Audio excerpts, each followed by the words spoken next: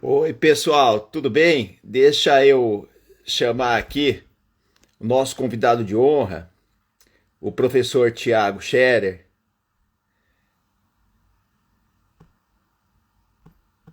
para a gente falar aí sobre o redirecionamento das execuções fiscais, tá? Aqui, pessoal que está aí, boa noite a todos vocês. Saudades de vocês, né? Primeira live aqui do ano. Vamos tratar desse assunto tão importante de uma maneira aí que vocês nunca viram antes, tá? Ó, o professor Tiago está aqui, entrou, já te convidei, professor, deixa eu ver aqui,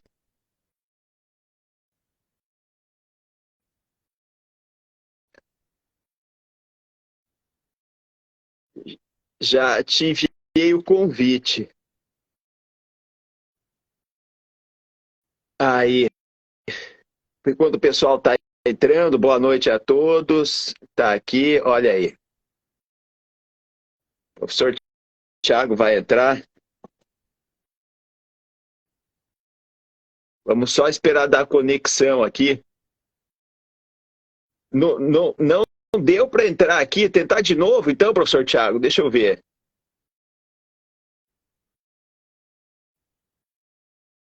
Aí, estou te convidando de novo.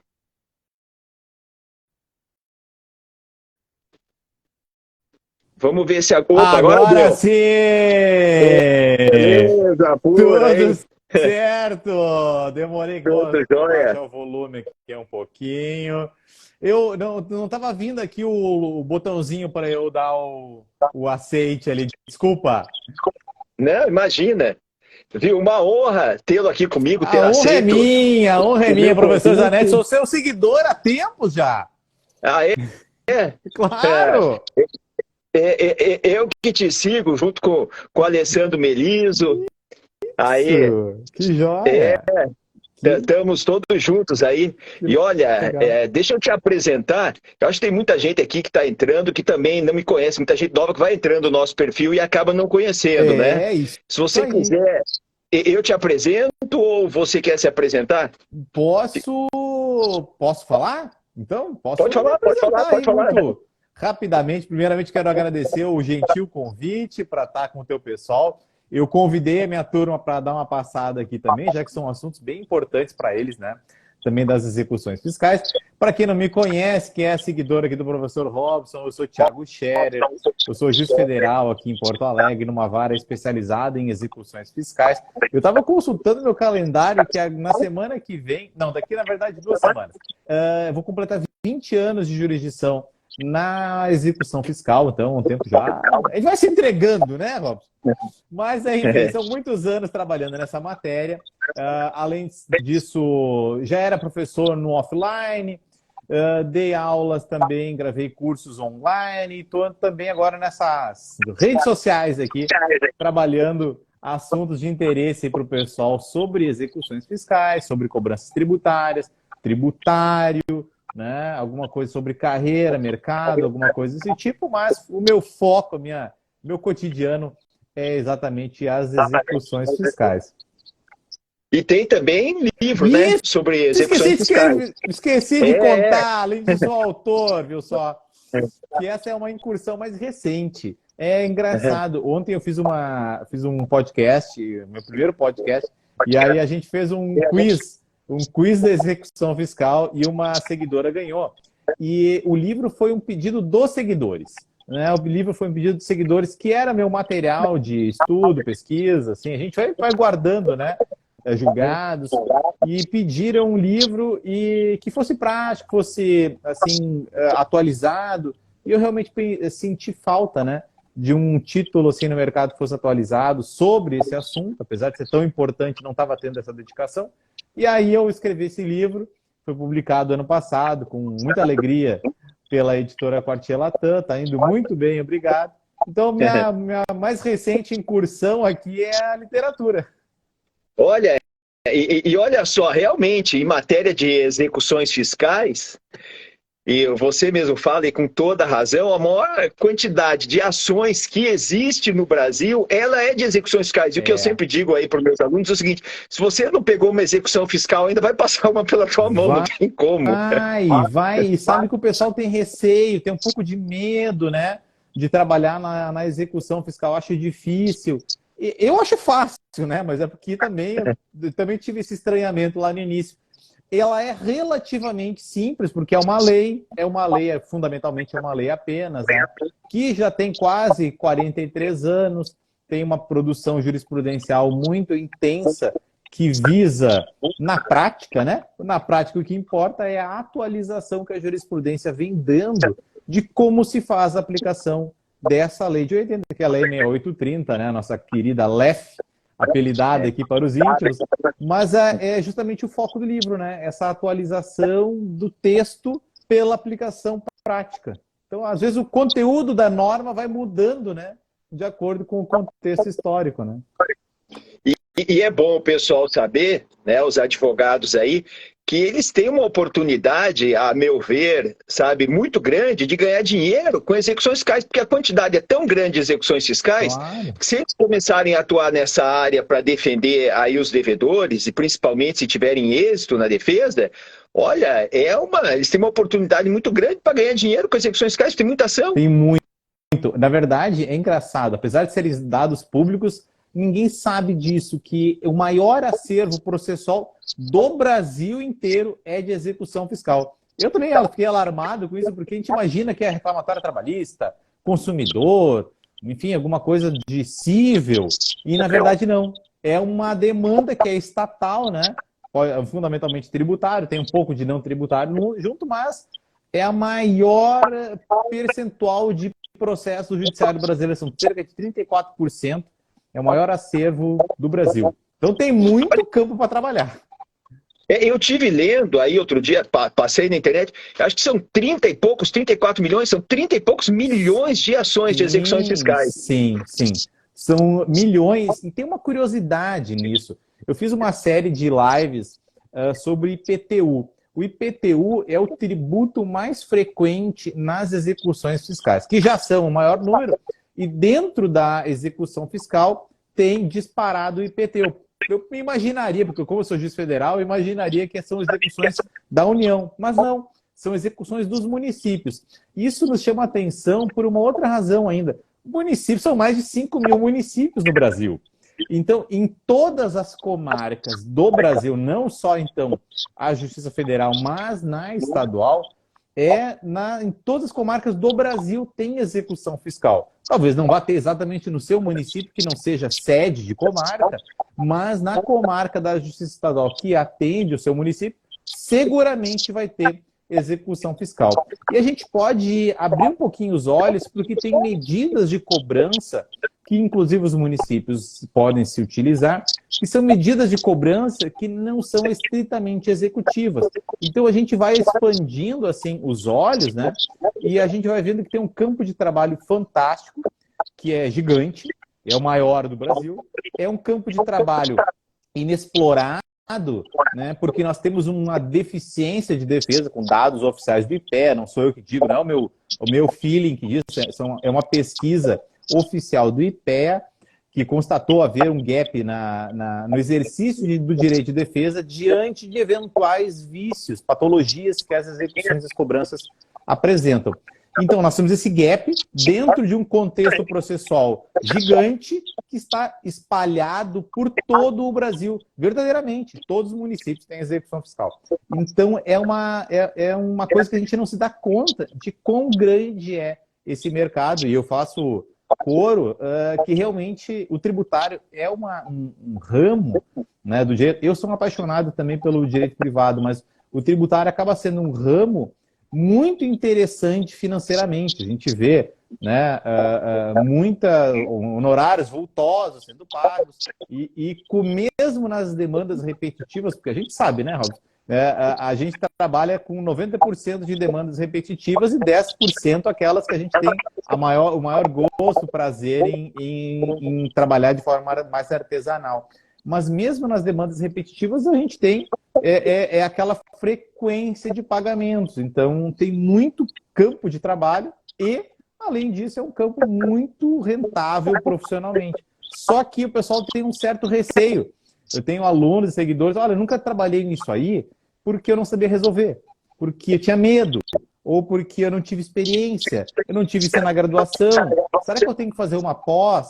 Então o pessoal tem alguns receios que o meu perfil está sempre à disposição para tirar dúvidas teóricas, né? Infelizmente eu não posso dar orientação processual, né? Uma proibição que o juiz tem.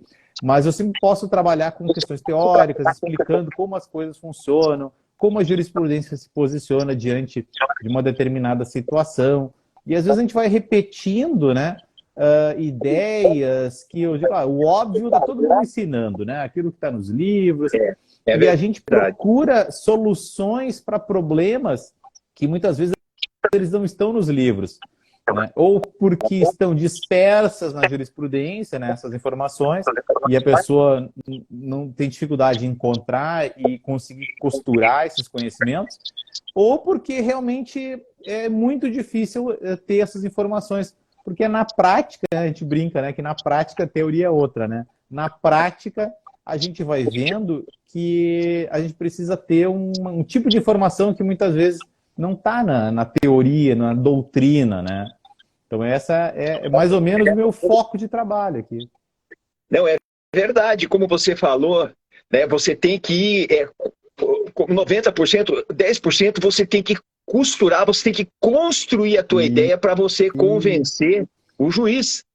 Né? E justamente nessa construção que você acaba tendo êxito, e como você muito bem colocou, os honorários aí na esfera tributária, eles são enormes. Olha, uma vez eu estava dando uma palestra com os escritórios grandes lá de São Paulo, isso é muito tempo presencial ainda, e eu lembro que um escritório lá, não lembro qual foi deles, mas eu lembro muito bem que eu prestei muita atenção, eu ia falar lá e estava prestando atenção na apresentação dele, e ele falou, olha, os 2 ramos do direito que mais dão dinheiro para o nosso escritório, pensa, eu estava lá dos 10 maiores do Brasil, sem dúvida nenhuma.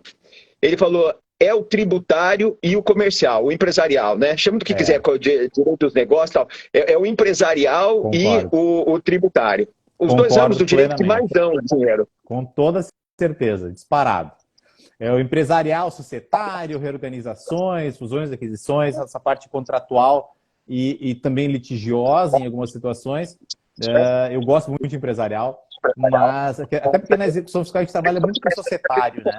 Mas o tributário realmente é um ramo fantástico e tendo conhecimentos assim estratégicos e uma base, né, teórica, seguramente a pessoa tem uma solidez de conhecimentos para ter sucesso, né? Ter sucesso profissionalmente, conseguir prosperar, conseguir alavancar o seu escritório. Eu acho que uma das coisas que o pessoal mais tem gosto de dizer, sem qualquer demérito com relação ao pessoal do penal, dos processualistas, né? Sem qualquer demérito, não é um juízo de valor. Mas o pessoal tem gosto de se dizer tributarista, né? Eu me identifico como advogado tributarista, claro.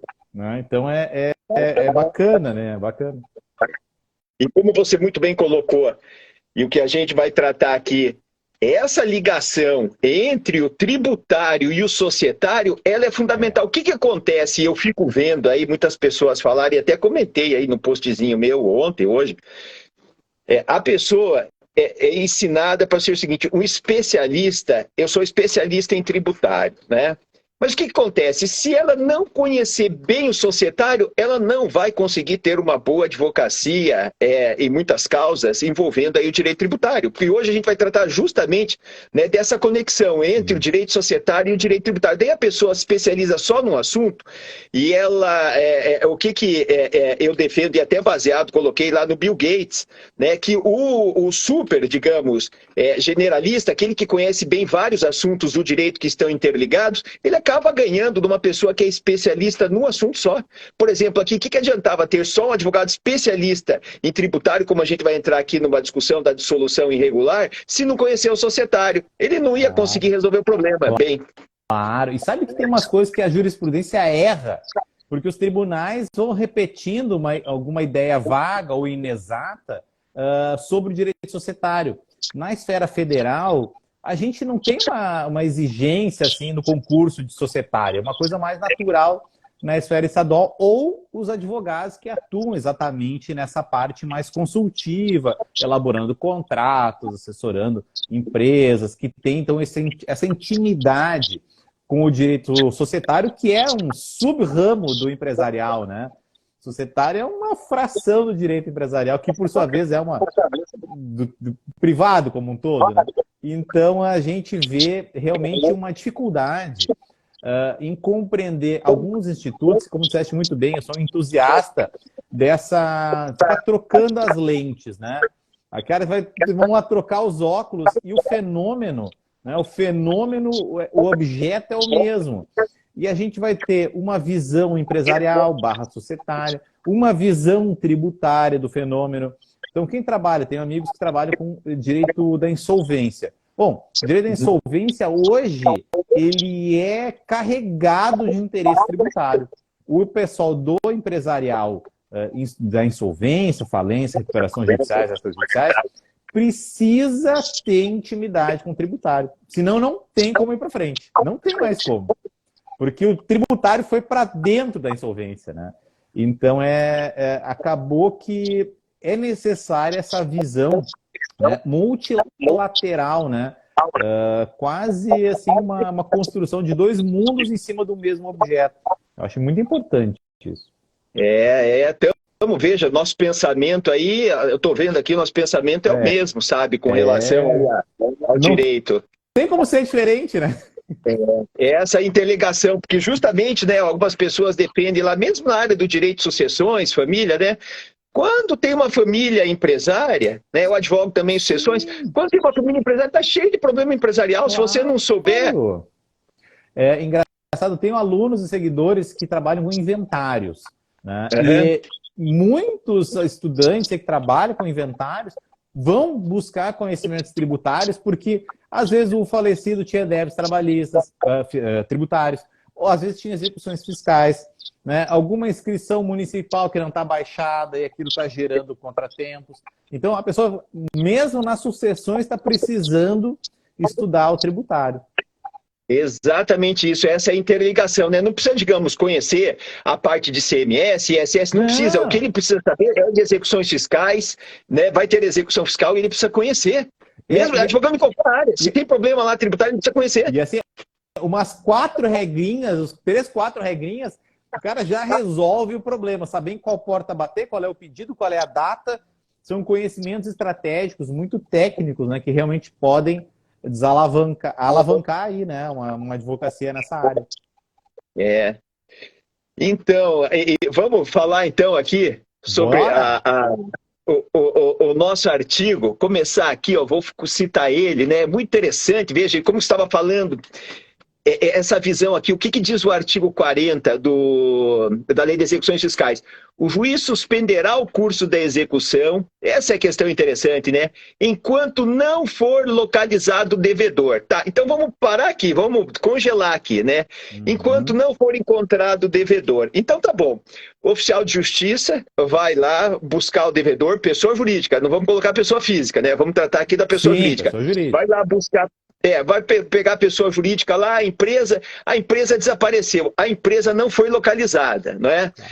Daí, o que o credor fiscal vai fazer? O que a Fazenda Pública vai fazer? Vai pedir o redirecionamento da execução fiscal lá para quem? Vamos generalizar, vai pegar o sócio e o administrador. Para o sócio e o administrador, vai redirecionar para lá, né? Entendeu? Mas daí, aqui é a grande questão, né? A gente, a meu ver, entra no conflito. Entra no conflito, porque o artigo 40, e eu acho essa lei muito bem feita, o artigo 40, ela pode ser antiga, mas ela é interessante, ela é muito bem feita. O artigo diz aqui, vai suspender a execução fiscal, né?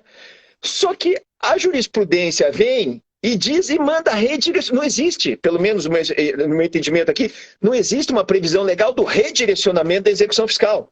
Não está previsto na lei, vou redirecionar a execução fiscal. O que é redirecionar a execução fiscal para o pessoal entender? Tem o processo de execução, foi lá, como eu disse, o oficial de justiça tem que ser oficial de justiça, foi lá, se está a empresa, não achou ela no lugar, vai pedir o quê? No mesmo processo de execução, ele vai dizer, ó, em outros termos, põe no polo passivo aí para responder agora, por toda a dívida da empresa, o sócio administrador, né? Manda colocá-lo no polo passivo. Então, e por que aconteceu o redirecionamento? Porque essa pessoa jurídica, o empresário, o devedor, ele não foi encontrado. Só que daí redireciona, mas a lei diz que não é para redirecionar, a lei manda suspender. É uma questão, eu nunca tinha pensado sobre esse ponto de vista. Porque essa é uma coisa muito curiosa, porque eu estudava essa parte, estava contando ontem no podcast. Quando eu estudava para concurso, a gente estudava a parte teórica, jurisprudencial, assim, uma coisa que não era do cotidiano. Nunca tinha pego um processo para estudar, né, redirecionamento. Aí quando eu cheguei na vara, eu estava numa vara civil no interior, cheguei nessa vara aqui em Porto Alegre, e aí começaram a chegar os primeiros pedidos. Eu não sabia o que era aquilo. Eu pensava será que é um incidente apartado, autos apartados, um pedido, né, fora do processo? Eu ingênuo, não sabia, né? Não sabia, faz 20 anos. E aí, não, os assessores, não, isso aqui é um pedido dentro do processo. Tá, mas não é aquela coisa que não pode ser. Era na época que estava se consolidando a virada jurisprudencial de objetiva para subjetiva responsabilidade tributária, né? E aí o STJ estava julgando, o nosso tribunal teve vários infringentes consolidando essa orientação bem no tempo do meu concurso. Então tá, já sabia essa virada jurisprudencial, mas eu não sabia aquilo como é que era na prática, né? E aí acaba que ele é realmente, a lei, curioso isso, a lei não tem uma regulamentação específica do redirecionamento. Ah, se acontecer tal coisa, é possível um pedido incidental dentro dos próprios autos, ou em autos apartados, agora como é um incidente de desconsideração da personalidade jurídica. O CPC trouxe um incidente, são em autos apartados. Então, a gente fica naquela coisa nebulosa, né? Mais vale a praxe do que a lei, né? Aquela coisa que a gente aprende, né? É mais fácil mudar a lei do que a praxe jurídica. É curioso que eu cheguei lá na vara, eu peguei processos antigos que eles eram simplesmente assim. Frustrada a execução contra a empresa, inclua-se no polo passivo. Não tinha uma causa de pedir, não tinha uma fundamentação por parte do juiz. Então, era uma coisa automática, como eu disse, objetiva. Frustrada a execução, se redireciona a execução contra o sócio. Então, era incluído o sócio, como muito bem disseste, incluído o sócio no polo passivo, o sócio administrador, né? E aí o STJ deu essa guinada que agora, na verdade, na minha percepção, voltou exatamente ao que era antes, porque frustrada a execução, a gente incluiu o sócio. Hoje, frustrada a execução, súmula 435, tem uma causa de pedido, súmula 435, regulamenta, né? Vale quase como uma lei, com base na não localização da empresa, que já era a frustração da execução, incluindo no polo passivo. Voltamos hoje, mais de 20 anos depois, a exatamente aquele contexto de 25 anos atrás, né, de objetivação da responsabilidade.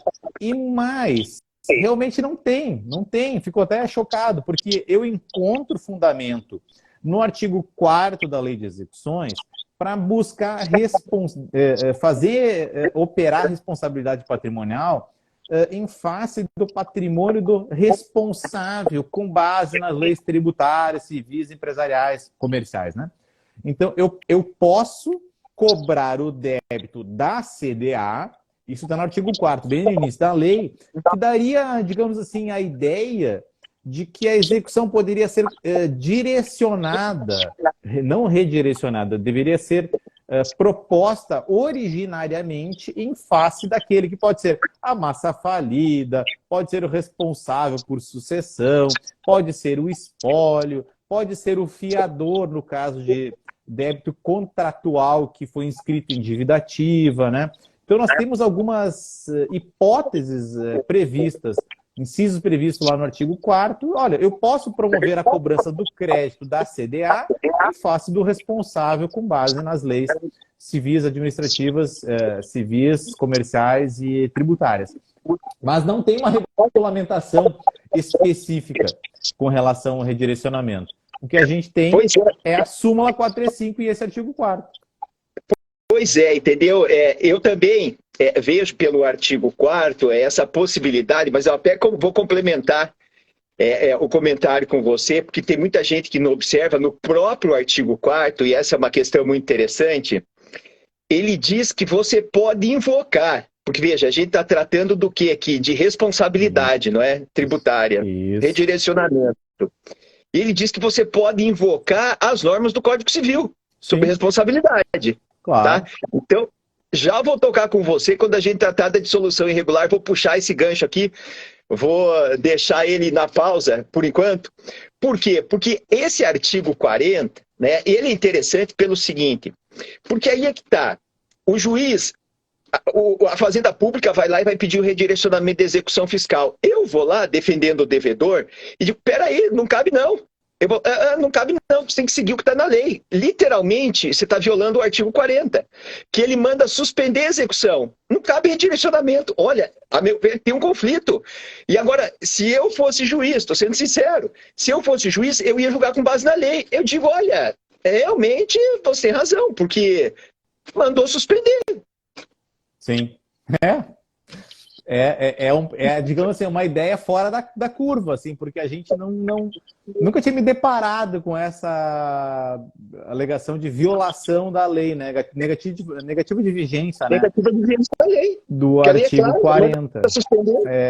E olha, eu falei para os meus alunos hoje, eu disse aqui, olha, não percam essa live, porque a gente vai tratar do assunto de uma maneira inédita que vocês não vão encontrar em lugar nenhum. E eu estou dizendo aqui, é verdade. É inédito mesmo. Para mim, 20 anos de execução fiscal, eu nunca deparei com a alegação de negativo de vigência do artigo 40. Porque realmente o artigo 40, ele regulamenta, e isso não sou nem eu que diz, quem diz é o STJ.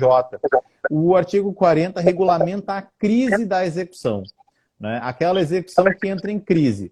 Ou eu caminho a execução para o pagamento, satisfação do crédito, ou eu caminho a execução para a prescrição. Então, nós temos esses dois percursos para a execução.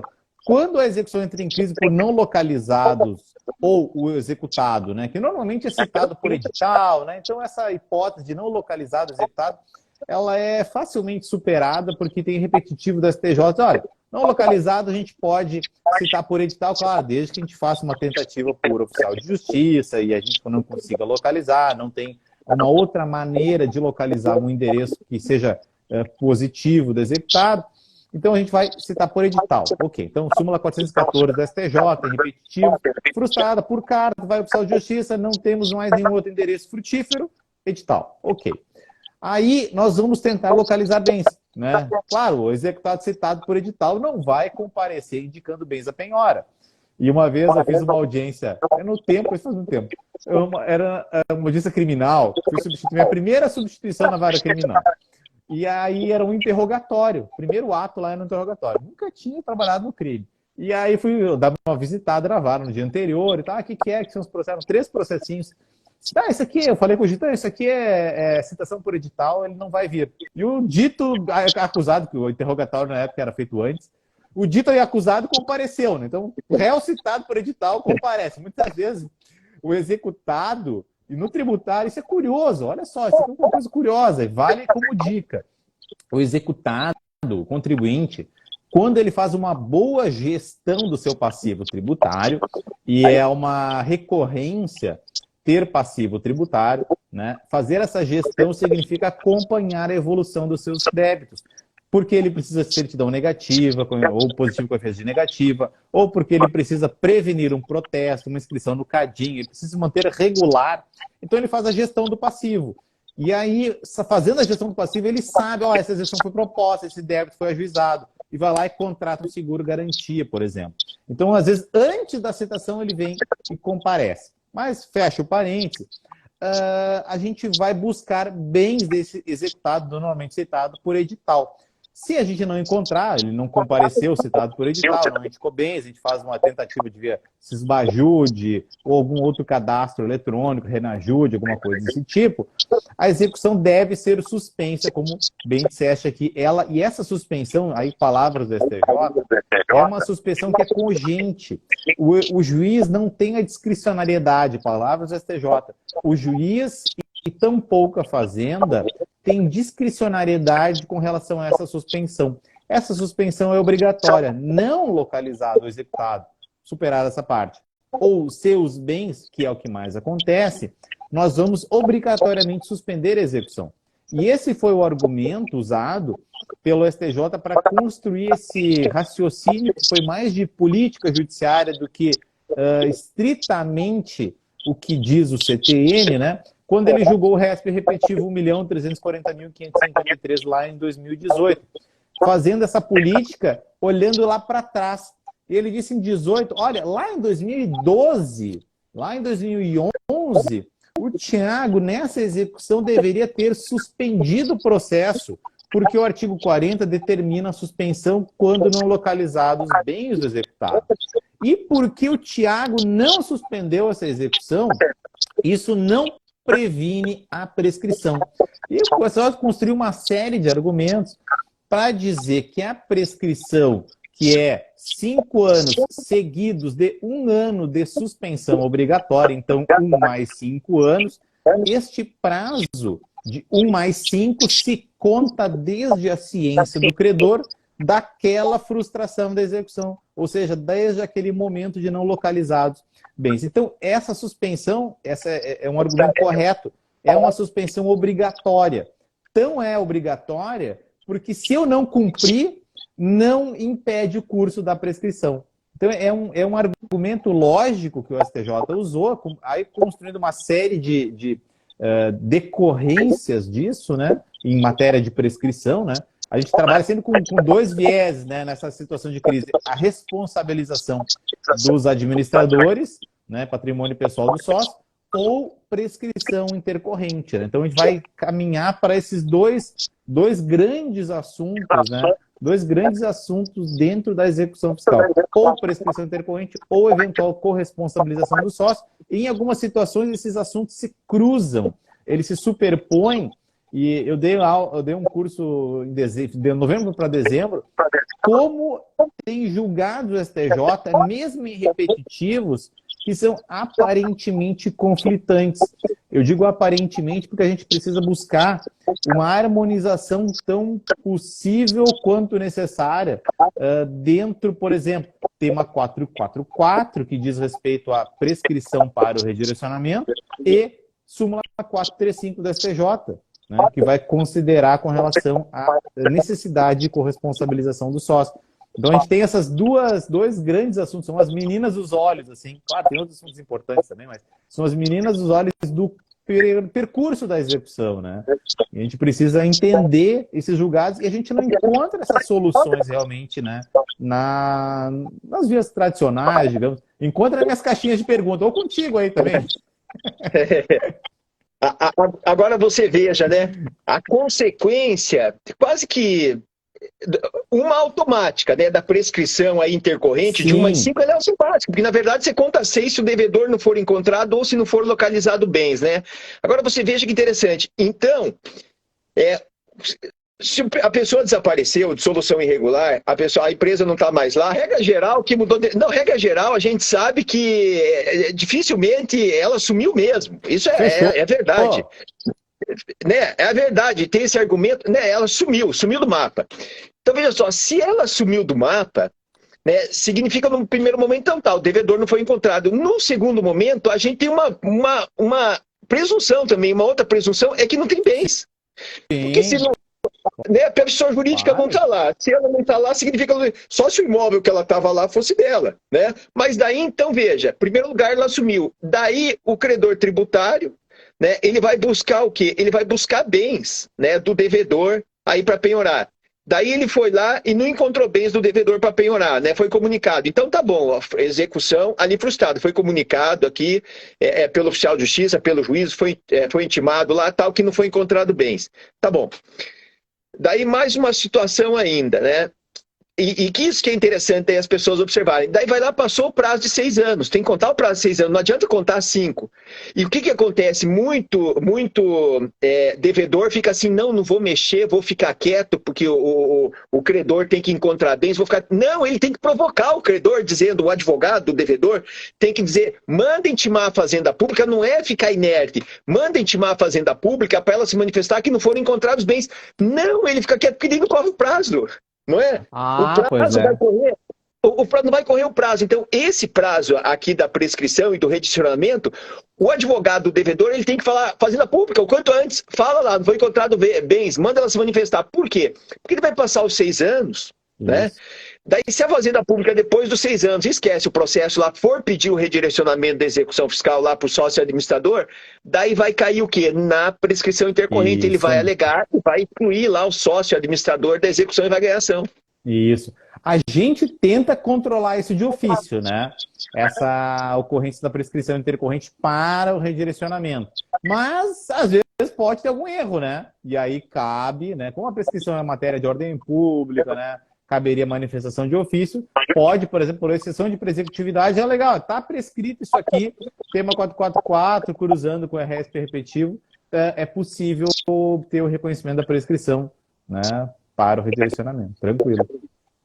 E como você estava colocando, né, agora eu vou pegar aqui, ó, vamos pegar o artigo 4º, ele diz aqui, né, no caso do redirecionamento, ele fala aqui, ó, é interessante, né? Porque ele diz, ó, a execução fiscal poderá ser promovida contra, né? O devedor, tudo bem, né? Claro. Lógico. Óbvio.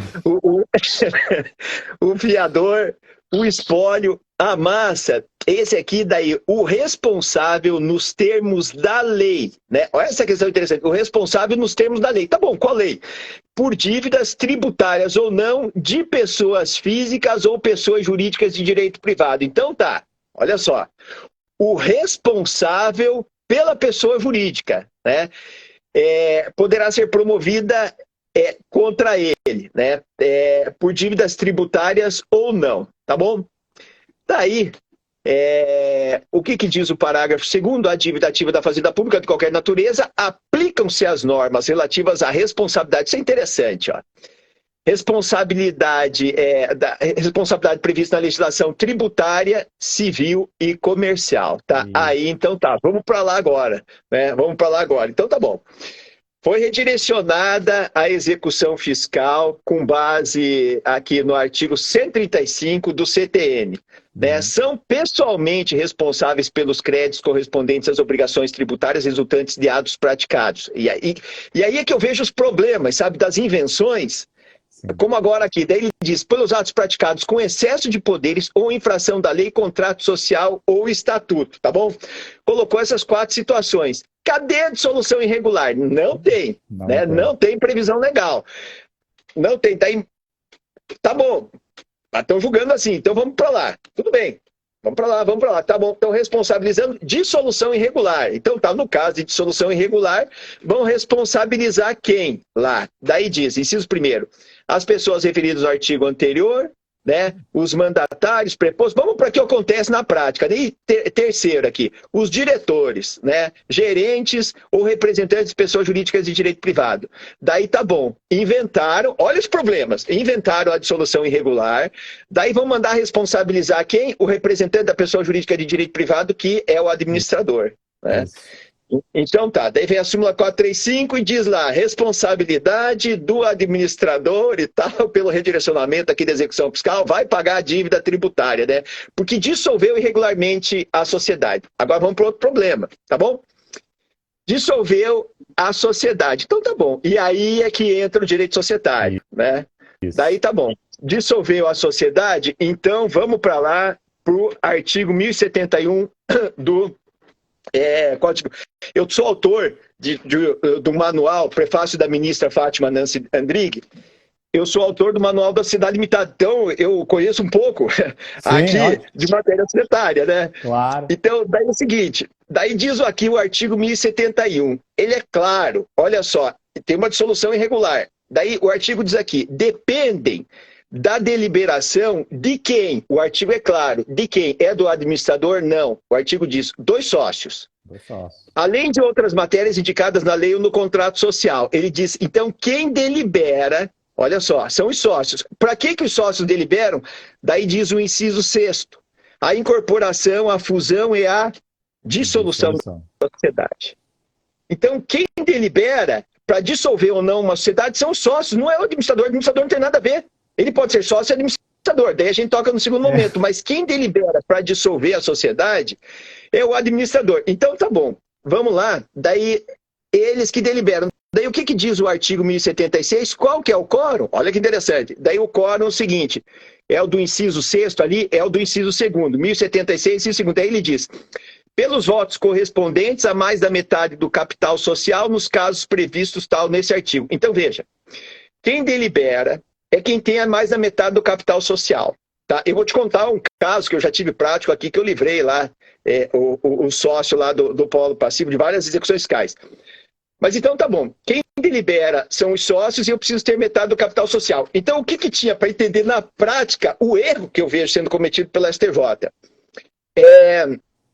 Ele diz aqui, são os sócios, né, a maioria do capital social. Então o que acontece? Nesse caso, o sócio que tinha patrimônio pessoal, ele tinha 99% das cotas sociais, tá? E o filho dele tinha 1%. Só que o filho dele, com 1%, era o administrador da sociedade, tá? Então, vamos ser práticos, né? Práticos e com base na lei e com base na lógica. Daí, o artigo 1007 do Código Civil, aqui eu estou tratando da sociedade limitada, que é a mais aplicada, né? Daí o 1007 do Código Civil, pelo 1053, eu aplico o 1007 supletivamente, que trata aqui da sociedade simples, e daí ele diz assim, salvo estipulação em contrário, o sócio participa dos lucros e das perdas nas proporções das respectivas cotas. Então tá, salvo disposição em contrário no contrato social. O sócio participa ali dos lucros e das perdas conforme sua participação no capital social. Doutor Tiago, eu vou te contar uma coisa, da onde é que surgem essas ideias para mim e essa visão do direito. Eu estudei na França, estudei na Itália, né, fiz Universidade Estatal de Estudo de Milano, estudei na França, fiz Paris 1, Panteão Sorbonne. Então, eu estudo muito o direito francês, o direito italiano e até uma parte do direito português e direito espanhol. E o que acontece? Eu vejo a lógica, quando eu estou estudando a legislação deles, a doutrina, os julgamentos, eu vejo que o negócio é lógico. Daí eu trago para o Brasil, isso aqui não tem lógica. E, tipo, entre aspas, eles copiam o direito daqui, entendeu? Daí acontece, isso aqui não tem lógica. Daí eu digo, eu olho lá na lei, não, mas estão julgando isso aqui não tem lógica. Os caras aqui estão certos. Você está entendendo? Da onde que eu pego essas sacadas? Porque eu digo, eu estudei aqui, não, mas não está batendo com o direito brasileiro, mas é na França é assim, é na Itália é assim, tudo que é lugar é assim. Chega lá no Brasil, algo está errado, né? Então você veja, aqui ele diz claramente, o sócio participa dos lucros e das perdas. Então nessa sociedade, 99% de um sócio e 1% do outro com 1% é administrador. O que vai acontecer? Teve o lucro de R$1 milhão, vai ser distribuído agora. Final do ano, vai ter que distribuir agora até nos 4 primeiros meses. Vamos distribuir os lucros lá, artigo 1078 do Código Civil. Para quem vão os lucros? R$1 milhão. Vão 990 mil, vão para quem? Vão lá para o senhor Guilherme, até posso falar aqui o nome, vão para o senhor Guilherme, 990 mil, e 10 mil vão para o Marcelo, teve lucro, né? Se tivesse uma perda, o que acontece? A perda ia 990, mas isso, veja, na sociedade limitada, a responsabilidade dos sócios é limitada ao capital social. Então, daí na perda eu não iria aplicar, porque a responsabilidade é limitada pelo artigo 1052. Se fosse na sociedade simples, tudo bem. Então, e o 1053 diz que eu vou aplicar uma norma de maneira supletiva, não é subsidiária. É quando houver compatibilidade. Então, nesse caso, não existe compatibilidade em eu dividir os prejuízos entre os sócios. Por quê? Porque a responsabilidade deles ela é limitada ao capital social. Então, e esse artigo ele é da sociedade simples, onde a responsabilidade é ilimitada. Então, a aplicação supletiva ela não ocorre quando as normas são incompatíveis. E aqui são incompatíveis, mas quando é dos lucros, elas são compatíveis, porque daí não tem problema nenhum, claro, né? De distribuir os lucros. Então, veja, nesse caso, 99%, outro por cento. Houve lá a dissolução irregular da empresa, né? O que eu aleguei? Súmula 435 do STJ, para querer responsabilizar meu cliente lá com 99%. Eu disse, isso aqui não vai responder, entendeu? Porque a responsabilidade é do sócio administrador, não é? Veja, que justiça é essa? É uma piada, né? Porque daí eu disse assim, quem responde é o administrador, súmula 435 do STJ, artigo 135 e tal, e ganhei todas as ações, né? Ganhei todas as ações para ele. Mas veja, o que eu quero dizer, né, para você? Que essa questão da dissolução irregular da sociedade, dizer que o administrador é responsável, está errado. Não é o administrador, é o sócio. Porque o administrador, nesse caso, pensa no Marcelo aqui que tinha 1%. Ô, seu Guilherme, você quer dissolver? Eu não quero. Você não manda nada. Claro. Você não manda nada. Eu tenho 99%, quem manda aqui sou eu. Ou seja, não precisa nem de presunção, não precisa nem de fato, não precisa nem de prova. Por quê? Porque é óbvio, quem dissolveu a sociedade, quem mandou dissolver a sociedade, foi o sócio com 99%. E qual que é a justiça que eu mando responsabilizar aquele que tem 1% que não manda nada? E a lei é clara, não manda responsabilizar o sócio. Você está entendendo? Eu ia colocar um argumento a mais nisso para tornar mais complexo, no que é solucionar esse problema, mas na verdade eu vejo muitos defeitos nesse arcabouço na normativa ou na falta dele.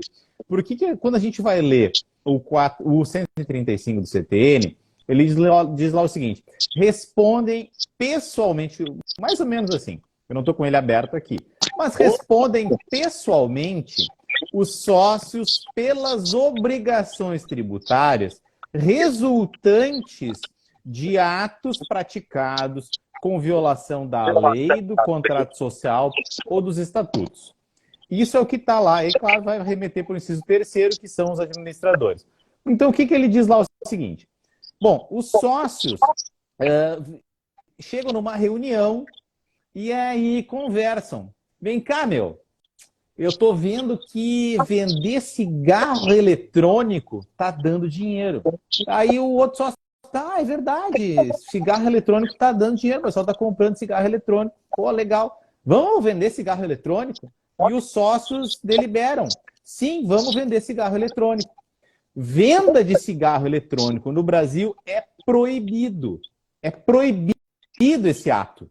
Então, vender cigarro eletrônico é ato ilegal. Quando os sócios deliberam e promovem a atividade econômica ilegal, diz o 135, os sócios respondem pelas obrigações tributárias resultantes deste ato ilegal. Vender cigarro eletrônico é ilegal, mas dá lucro. Non-wallet, o tributo vai ser cobrado mesmo assim. Então, ele gera obrigação tributária. E essa obrigação tributária é de responsabilidade do sócio. E aí o Leandro Paulson diz que tem um interesse comum entre a sociedade, que também lucra, né, e os administradores, porque acabam praticando a atividade legal ou comandando a atividade legal. E aí, pelo interesse comum, 124, inciso 1º do CTN, com o 135, respondem ambos. Sociedade, que oferiu lucros, foi tributária, mas também os sócios pessoalmente. Então, poderia haver a cobrança da obrigação tributária indistintamente, né, em face da sociedade e em face do sócio. É isso que diz o CTN. É isso que diz. E está correto. Mas aí eu até complemento com o direito societário, porque o direito societário, aí eu tenho um objeto ilícito. Não, aí tem a violação do contrato, aí tem mais outras possibilidades ainda. As próprias normas do Código Civil, aqui no direito societário, se o objeto é ilícito, entendeu? Os sócios que deliberaram, tá aqui nos artigos 1071 e seguintes, quem deliberou é mais básico o direito societário. A lei é muito bem feita. Quem deliberou vai responder pessoalmente pelo dano que causou. Você entendeu? Aí o objeto é ilícito. Então, o próprio direito aqui societário, ele diz isso também. Isso, nesse caso. Aí o que acontece? A gente tem o mundo tributário, e o mundo tributário, uma vez eu assisti uma palestra de um colega lá em São Paulo, e ele disse que quando ele fez a tese de doutorado dele, ele pediu o desarquivamento no Congresso Nacional do projeto de lei que redundou na Lei 5.172 de 66, que é o nosso CTN. E no projeto original, redigido por Rubens Gomes de Souza, estava prevista essa responsabilidade, digamos assim, automática, mais direta. Não pagou o tributo, responde o sócio. Esse que estava no projeto original do Rubens Gomes de Souza. Foi alterado isso no Congresso para ficar essa questão mais restritiva, que está no 135. Responde o sócio na medida em que aderiu a esse propósito, que eu dei o exemplo da atividade ilícita, mas pode ser uma atividade que viole o contrato. Eu sempre tenho um exemplo bobo, assim, mas a sociedade é uma lavagem de carro. Não sei se no seu estado fala lavação ou lavagem ou estética automotiva. E os sócios chegam lá, não, vender material de construção é que está dando dinheiro. E eles mudam a atividade violando o contrato. O contrato era estética automotiva. O que eu estou fazendo? Vendendo material de construção. São prestação de serviços em face de compra e venda. Então, são violações do contrato. Os sócios respondem pelas violações do contrato. É isso que está no CTN. E aí, aquela coisa do cachimbo entorta a boca, como eu disse, mudar a praxe é muito mais difícil que mudar a lei. Então, houve essa alteração jurisprudencial e se continua misturando a parte societária, que a gente vai poder responder com base no direito societário pelos prejuízos a terceiros causados pelos sócios da sociedade. O sócio, ele pode, em 2016, possibilita, né, que terceiros prejudicados possam responsabilizar o sócio, claro, quando a empresa não conseguir mais honrar aquele débito. O fisco não deixa de ser um terceiro, e tanto que na lei de execuções está corretamente posto, uma lei magistralmente redigida. Eu posso invocar a norma protetiva do interesse terceiro lá do direito privado para proteger o interesse fazendário. Ok quanto a isso? Ok. Mas o que eu não posso é misturar arroz e feijão, fazer uma feijoada e colocar dentro, né, para comer de garfo. Não tá funcionando, né? Tá faltando norma para isso, né? Ou eu uso o tributário dentro das suas garantias do contribuinte, ou eu uso o societário. Eu não posso misturar as duas coisas, né? Essa é a minha crítica doutrinária. E agora, pela pausa lá que eu tinha dado, vou soltar então, tá bom? Da responsabilidade, invocando as normas. Então, aqui, veja, com base na lei, né, com base na lei, já foi invocado as normas aqui do direito comercial, que hoje é aqui do direito empresarial. Aí para dizer que a responsabilidade seria do sócio e não do administrador, tá? Isso sob o ponto de vista subjetivo. Agora vamos para o ponto de vista objetivo. Seguinte, olha só. Isso, o direito espanhol, ele exatamente traz essa ideia de lá que eu importei essa ideia. E depois vi que era no direito francês, no direito italiano, a mesma coisa. Seguinte, tá bem, beleza. E depois peguei no direito brasileiro, é igual. Entendeu? O direito brasileiro copia, entre aspas, aqui copia a legislação aqui dos italianos, claro. Entendeu? E dos franceses. O seguinte, daí o que acontece? Então tá, beleza. Então vamos responsabilizar lá o sócio administrador, tá bom. Daí vem, eu vou invocar a norma aqui de direito civil. Eu estou tratando de responsabilidade, né? Responsabilidade do sócio, responsabilidade do administrador, responsabilidade civil aplicada no direito tributário. Né? Porque está me permitindo aqui invocar as normas de responsabilidade civil, eu estou chamando elas, então tá bom. Artigo 186 do Código Civil, né, diz que né, primeiro ano da faculdade, A causa dano a B, A é obrigado a indenizar a B, né? Daí acho que é o 944, né, do Código Civil, que diz que, vem cá, que dano que você causou para o B? Não, eu causei um dano aqui de 100 mil reais, então tá bom, você vai responder pelo dano que você causou, 100 mil reais. Né? A causa dano a B, o A vai responder, vou responder por 150? Não, se só causei um dano de 100, eu vou responder por 100. Né? Tá bom, então é isso que diz direito civil em matéria de responsabilidade. Tá? Então vamos voltar lá. Sociedade foi dissolvida irregularmente, né? Daí eu vou pegar uma sociedade limitada e as fases, né, do direito societário, elas têm algumas fases, eu vou invocar aqui o artigo 1110 do Código Civil, que primeiro tem uma fase que, então, lá a sociedade, ela foi... O que acontece? A sociedade, ela é dissolvida. Então, lá, pelo artigo 1076, diz que os sócios deliberam. Os sócios lá deliberaram. Vamos fechar essa empresa, vamos embora, não é? Tá na cara. Vamos embora, vamos fechar essa empresa, vamos encerrar tudo. Então, eles deliberaram. Então, a sociedade foi dissolvida pelo consentimento dos sócios, não é? Sim. Os sócios deram consentimento, vamos acabar a sociedade? Vamos, acabou. Então eles deram o consentimento deles, então teve a fase da dissolução.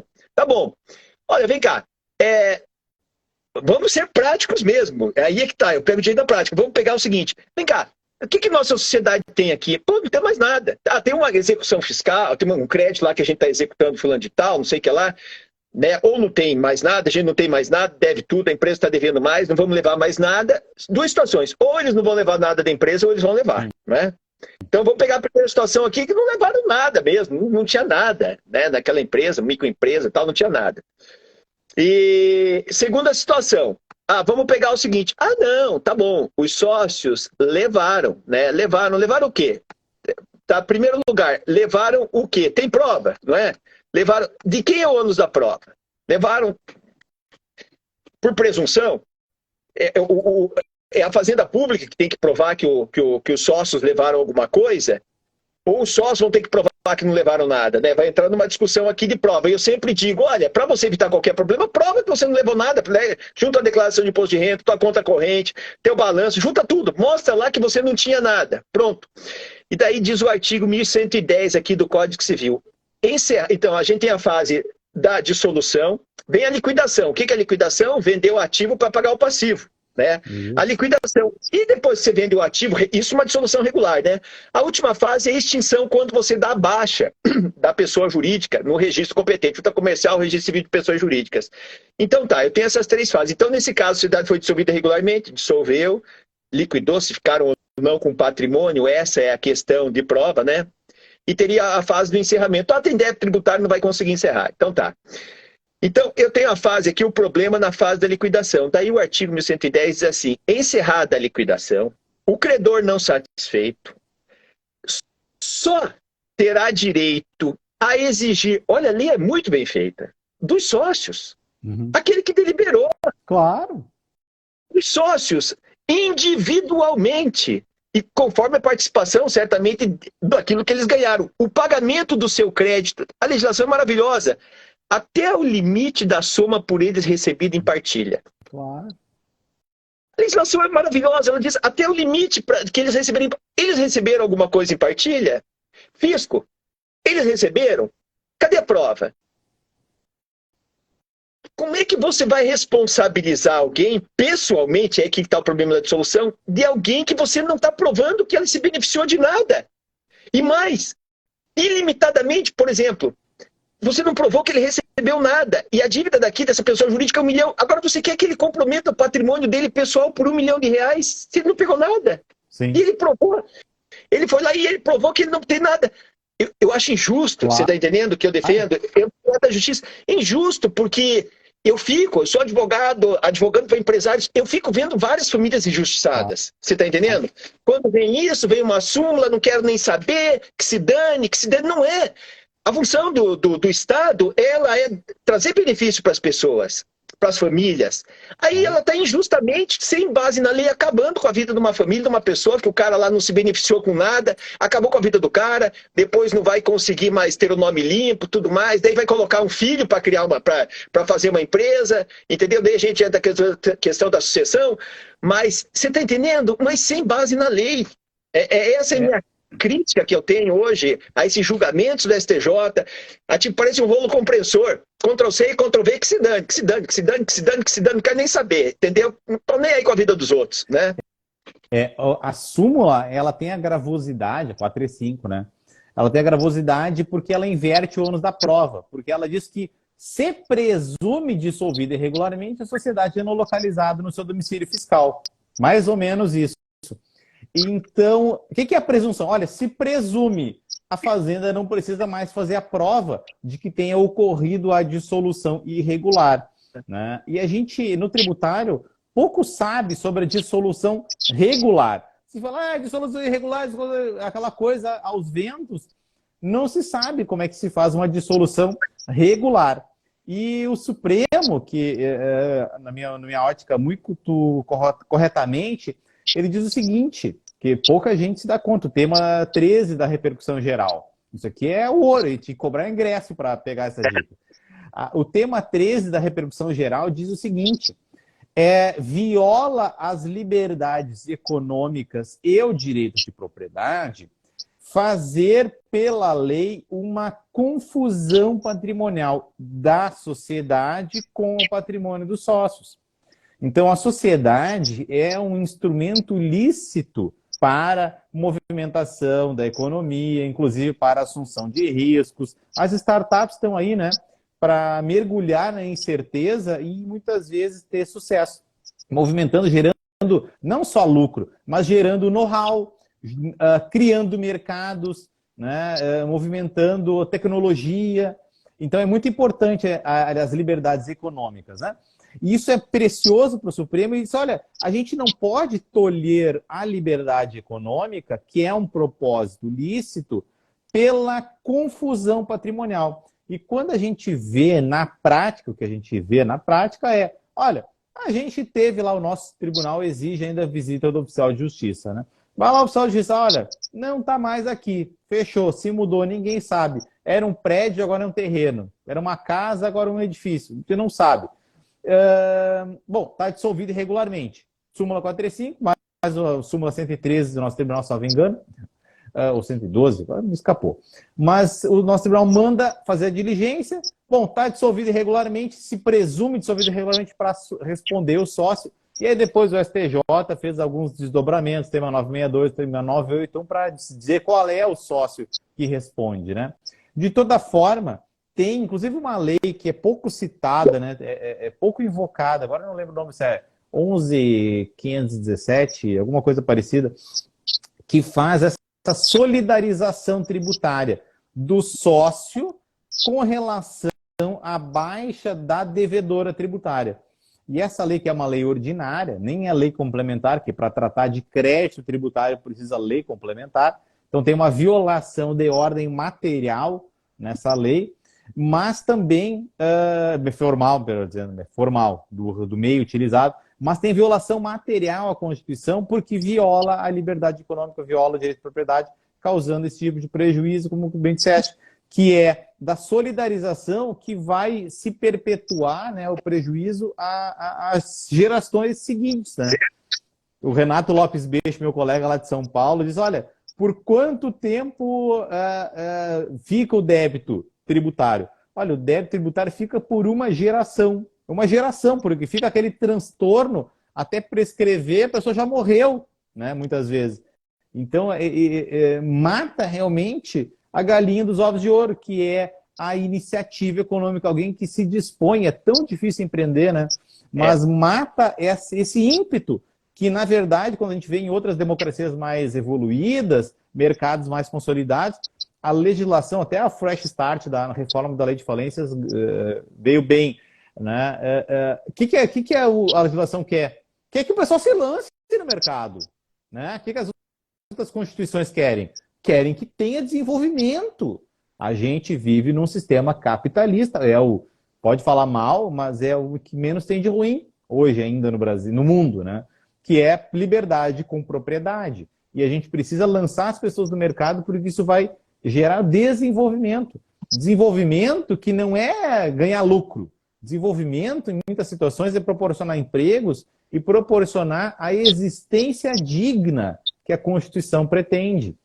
Então, a gente tem uma série de valores que são afetados por essas medidas de responsabilização, muitas vezes sem qualquer cuidado com relação... Olha, eu posso fazer prova, né? Não, na ata da reunião ou da assembleia da limitada, eu quero fazer a prova de que tem que registrar. Eu sou contrário a esta deliberação violadora do contrato. Sou contrário. Só que as pessoas não fazem isso. É difícil ter esse cuidado, né? Mas é uma orientação. Registrem em ata. Tenham provas de que não anuíram com esse propósito que viola interesse de terceiro, em grande medida. Isso vai acabar podendo ser utilizado depois. Olha, essa responsabilização é na medida da adesão ao propósito ilícito, porque nós não temos responsabilidade objetiva tributária. Nós temos uma responsabilidade tributária que é subjetiva. Ela exige dolo ou culpa. Não pode ser objetiva. Olha, não pagou, então paga o sócio. Não é assim. Né? No mais, até na ME e na EPP tem uma ressalva com relação a isso, mas na limitada, que é o assunto que a gente estava falando, né? Nós temos a proteção e ela limita a responsabilidade com esse ideal, meio poliana, pode ser da minha parte, mas é um ideal de estimular a atividade econômica. Isso é muito bonito, né? Pois é, porque você veja, você pega, né? Estados Unidos mesmo, o Donald Trump foi falido. O Donald Trump foi fazer e virou presidente dos Estados Unidos, porque eles deixam a pessoa se recuperar. Olha, é muito. Para mim, a legislação ela é bem feita, a aplicação dela, a meu ver, por exemplo, nesses casos aqui, o que acontece? É muito simples. Isso vem do direito romano. O cara está devendo, desviou o patrimônio, vai atrás do que ele desviou, recompõe o dano, pronto, acabou. Mas não pode acabar com a vida das pessoas. Claro. Entendeu? Ele causou dano, desviou, tá bom. Prova que ele desviou, você vai ser ressarcido. Acabou. Agora, o cara foi lá e desviou 100 mil, você vai responsabilizar o cara por 1 milhão, 10 milhões, 100 milhões? Não tem lógica, você tá entendendo? É injusto, não tem equilíbrio, não tem proporcionalidade, nem um princípio, não tem nada. E daí o que eu vejo? As decisões passam assim como um rolo compressor, não querem nem saber, você tá entendendo? Ctrl+C, Ctrl+V, que se dane, que se dane, que se dane, que se dane. Não é, são pessoas que o poder público devia cuidar dessas pessoas e não prejudicar elas. E julgar com base na lei. Desviou o patrimônio, vai responder, não tem perdão mesmo. Vai responder criminalmente, civilmente, o que for, pelo que você desviou. Você causou. Agora, não de uma maneira desproporcional, não é? Entendeu? E a própria legislação, e eu não estou aqui, né? E eu não estou divagando, eu estou citando os artigos da lei que dizem que é assim, né? Claro. Os artigos da lei dizem que está assim. Então, eu não estou aqui, estou sonhando. E te digo mais, né? Mesmo no direito estrangeiro, eles não fazem isso, né? Você vai na França, na Itália, o que acontece? Você pega lá a empresa, né? Pizzaria, 1873, da Michele, né? Filhos, Sorbilo, família de 21 pizzaiolos que vai se transmitindo com o tempo. Por quê? Porque não tem essas injustiças. Tem um débito tributário, o cara vai lá e paga, dá um jeito, tudo mais. Se teve um desvio patrimonial, vão correr lá para ele ressarcir o dano. Mas a pessoa pode reconstruir a vida, como nos Estados Unidos, o Donald Trump, tudo mais. Aí no Brasil, não. Daí você entra com problema. Querem ferrar. Pensa, essa é a verdade. Querem ferrar com a vida daquela família. Daí o que o cara faz? Daí o cara faz o seguinte, não vou mais mexer com esse negócio aí, vou colocar no nome do meu filho. Né? Meu filho, mas veja, eu vou criar uma empresa, vou criar uma empresa com o nome do meu filho, tá bom? E daí eu vejo um outro problema também. Daí o cara vai lá, se estabelece no mesmo local que aquele empresário, mas é o filho dele. O filho dele tem capacidade, é maior, segue a legislação. Daí, olha só, daí ele se estabeleceu no mesmo lugar do pai. Mas o pai está por trás. O pai que seja um administrador, seja um empregado, seja lá o que for. O pai causou dano? Houve alguma prova de transmissão do patrimônio do pai para o filho, da empresa do pai para o filho? Vai responder por aquela... Desde que provado que houve uma transmissão de bens, vai responder. Daí, e não tem previsão legal, no artigo 133, né? Também não tem previsão legal para isso, porque lá fala sucessão de estabelecimento, artigo 133 do CPI. Ele não fala sucessão de cota, de empresa, não, ele fala sucessão de estabelecimento comercial, e tem um prazo prescricional ainda. Daí vai, o filho entra, daí vem a sucessão tributária. Porque está no mesmo local, é da mesma família, mas é aquela lógica. Que dano foi que aquela empresa que foi dissolvida causou? O que transmitiu para o filho? Se transmitiu alguma coisa, faz ressarcir, é muito simples. Não, daí o filho vai lá, entra no mesmo local, aquela empresa tinha uma dívida de 10 milhões, entra o filho lá, que está começando o negócio dele 100 mil, vai responder por uma dívida de 10 milhões. Na minha cabeça, eu não consigo entender a lógica. Você está entendendo? E eu estou invocando aqui o direito civil, matéria, como diz o artigo 4º aqui, eu estou com base na lei, diz o artigo 4º aqui que eu vou responder pelos danos que eu causei. Então, aquela pessoa jurídica que foi lá o filho, se estabeleceu naquele mesmo local e tal, qual foi o dano que ele causou? Que transmissão houve da empresa A para B? Onde é que está a prova? Qual dano que foi causado? Vai reparar, simples. Claro. E é interessante que o tributário, isso eu aprendi no meu mestrado em Portugal. O tributário é um direito obrigacional qualificado.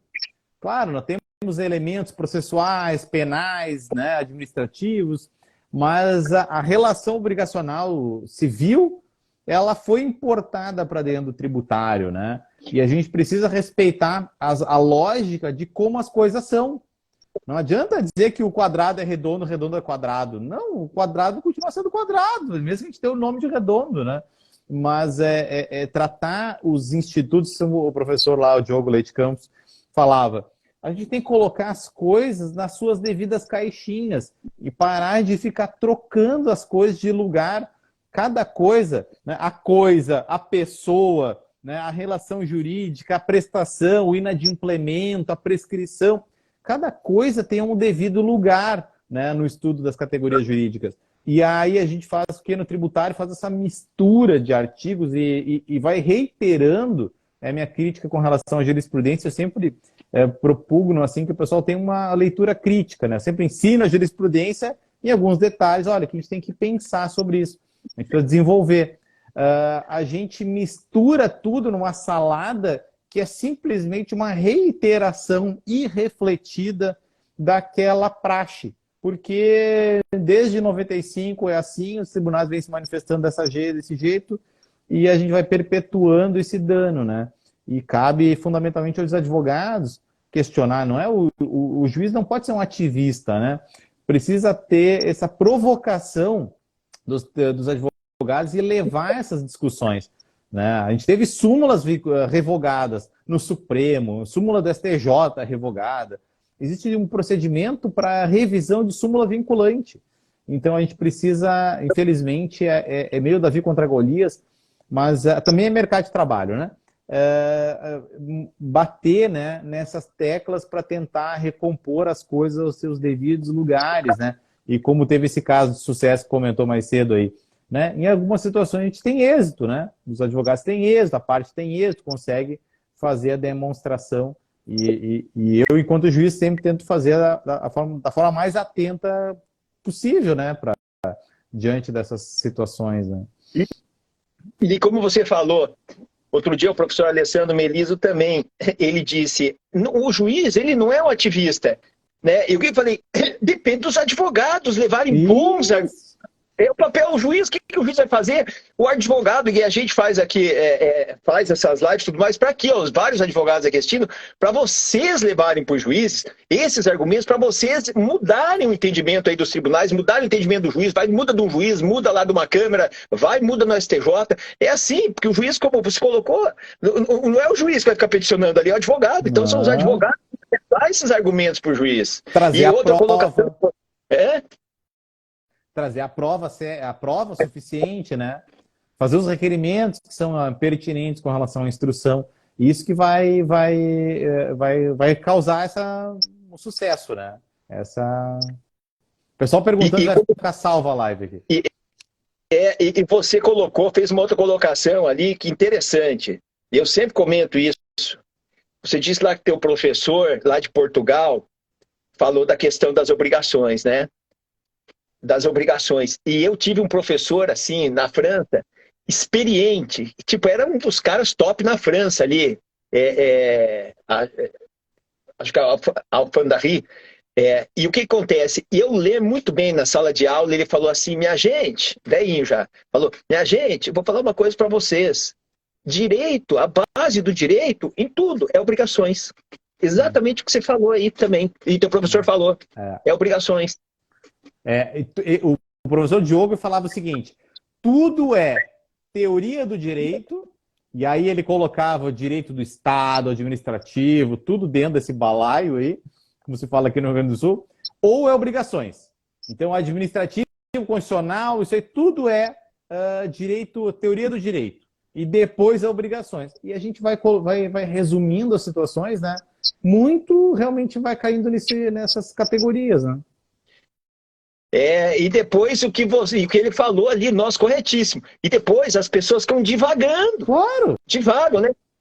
Divagando, colocando as soluções nos lugares errados. É verdade, as pessoas ficam divagando. De vez em quando tem uma resposta aqui na lei, mas as pessoas ficam divagando, criando histórias e tudo mais. E como você colocou, né, da crítica da jurisprudência, concordo com você plenamente. Né? É um Ctrl+C e um Ctrl+V e vai aquilo como rolo compressor, vai passando, tudo igual.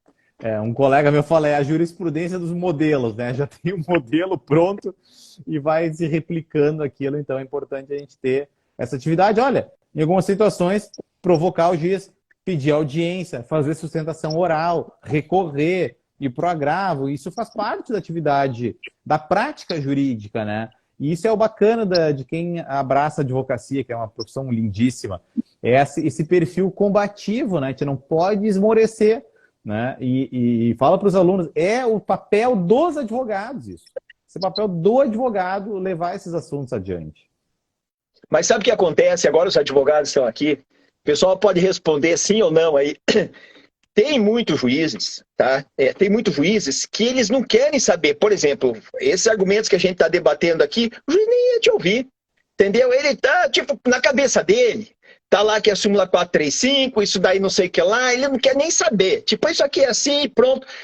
Alguns, né? Mas muito cabeça dura, porque o direito é para debater. O direito, Claro. você tem que chegar na melhor solução. Esse é o debate do direito. Senão a pessoa não podia ocupar aquela posição lá que ele está. O direito é para debater. Mas acabam, tipo, tendo uma ideia, né? É o que o Raul Seixas dizia, né? Eu prefiro ser uma metamorfose ambulante do que ter aquela velha opinião formada sobre tudo. Tá certo ele? Completamente poético. Exatamente. Também prefiro. Também prefiro. E acho que mais importante do que as respostas são as perguntas, né? Eu adoro as perguntas dos alunos, que eu aprendo muito mais com as perguntas do que com as respostas, né? Então a gente aprende muito mais perguntando. Então a gente precisa realmente estar provocando isso, né? Então tá, professor Tiago, deixa eu dizer aqui, ó, quem não segue o professor Tiago, né, ainda aqui no Instagram dele, aí dos meus alunos, Execução Fiscal em Curso, tá? Isso. No Instagram, tá? Para seguir ele, tá? Vai ser muito bem acolhido. Nós temos, eu reiteradamente abro caixinhas de perguntas, tem muitos conteúdos publicados. Esse dia bateu mais de 2.000 conteúdos, fiquei até impressionado. 2.000 conteúdos em execução fiscal. Eu tenho um canal também lá no YouTube, também podem dar uma chegadinha por lá, Execução Fiscal em Curso. Tem até um link nos meus destaques ali. E semana que vem eu quero convidar o pessoal para uma atividade. Vão ser 3 dias de uma atividade educativa bem diferente. Eu não quero dar muito spoiler, mas vai ser uma atividade educativa bem diferente, 17, 18, 19. E tem o link na bio do meu Insta para se inscrever, porque vai ser fechada, né? Mas é grátis. É totalmente gratuito, online. Só precisa receber o link e se cadastra para receber o link ali. Então, fica o convite para vocês acompanharem. Então, semana que vem, uma atividade totalmente diferente. Vocês nunca viram nada parecido. Então, vai ser bem legal. E o pessoal aí, ó, que não está inscrito para o evento que eu vou realizar, agora que eu lembrei, vou realizar lá um workshop, um webinar, mas só para quem tiver inscrito, porque vai ser no Zoom, então não vai conseguir assistir no meu Instagram, não vai conseguir assistir no YouTube. Tem que ir na minha bio, lá no linkzinho azul, clica lá que eu vou fazer um workshop de direito empresarial, vou tratar de 3 assuntos. Primeiro, vou tratar de contrato social. Segundo, dia 23, 24, vou tratar de responsabilidade dos sócios e administradores na Justiça do Trabalho. E no terceiro dia, eu vou tratar da retirada do sócio da sociedade, tá? 25, 26, 27. Quem não inscreveu, vai lá e faz a inscrição, tá? Agora, professor, Tiago, vamos responder aí alguma pergunta aí do pessoal que tá... Claro. Agora, vocês estavam mandando... Vai ficar salva a live, né? O pessoal estava perguntando aqui. Vai ficar salva. Aqui, a doutora Stephanie, muitos processos, poucos juízes, não há tempo para grandes debates, muito engessado. Isso daí é verdade, não discordo, doutora Stephanie, é verdade. Assim, tem juízes que esquecem que a sociedade está evoluindo e tem aquela opinião formada, já pronta, porque é mais fácil do que pensar, mas é verdade. Isso que a gente já estava comentando aqui, Ana Muchadella. Vamos ver se tem mais alguma pergunta aqui. Ó, quem quiser, pergunta agora. Academicamente, a regularidade fiscal da empresa é uma boa prova na defesa do redirecionamento fiscal? É uma das boas provas, sim, claro, né?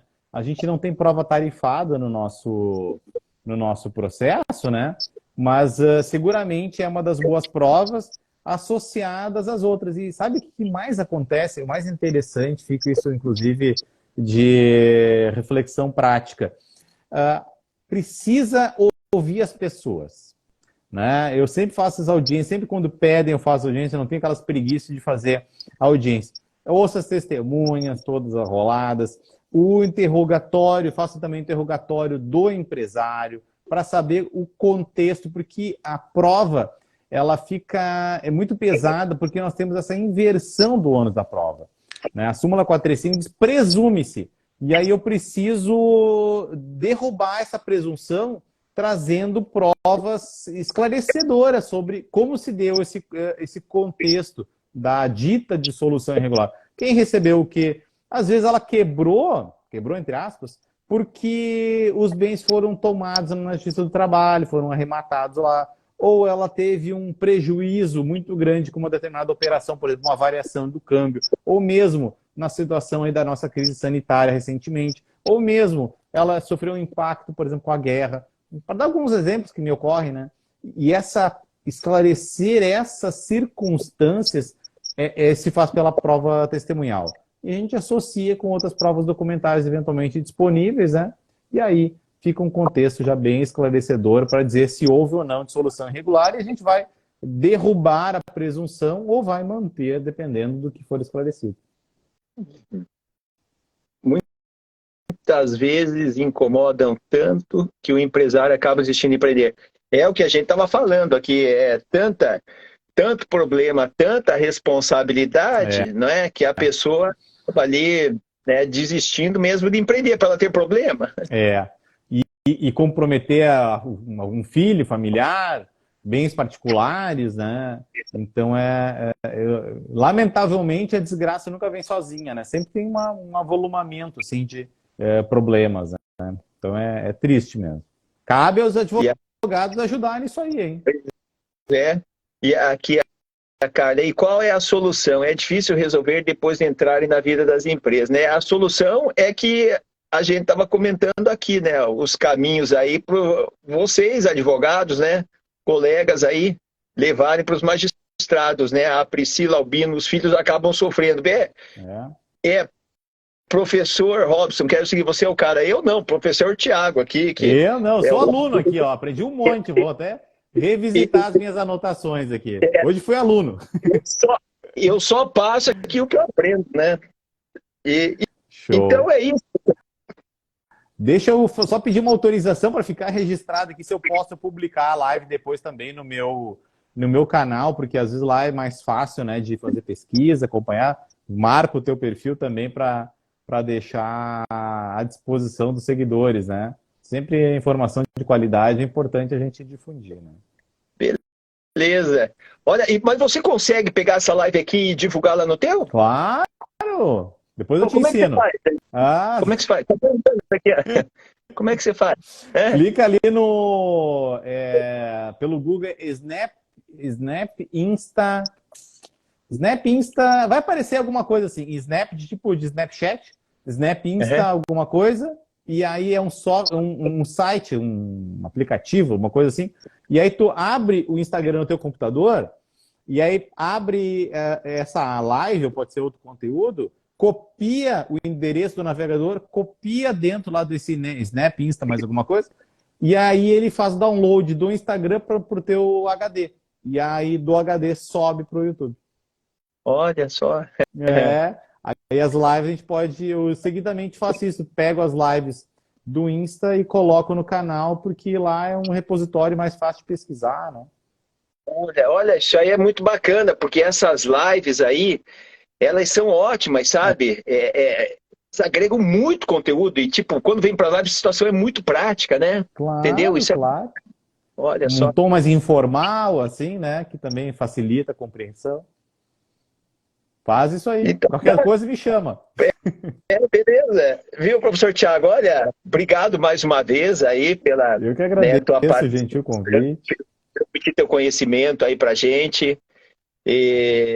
Fico muito feliz, espero que a gente tenha outras oportunidades também de debater aí, podemos debater outro dia a questão da sucessão, claro, né? Tributária, claro. que é assunto interessante. Com certeza. E fico também aí à tua disposição, precisar, qualquer coisa aí, tamo junto, né? Muito obrigado. Obrigado a todos os amigos aí que acompanharam, amigos, seguidores do Robson, meus seguidores também que acompanharam essa live. É um prazer sempre estar com vocês. Fico à disposição para qualquer discussão aí, o ombro amigo da Execução Fiscal em Curso, como eu digo, está sempre a postos aí para tirar dúvidas a respeito das cobranças tributárias. Certo, pessoal?